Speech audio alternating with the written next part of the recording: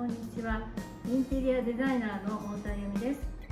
愛着を感じ、長く住み続けたいなという住まいってどんなところでしょうか。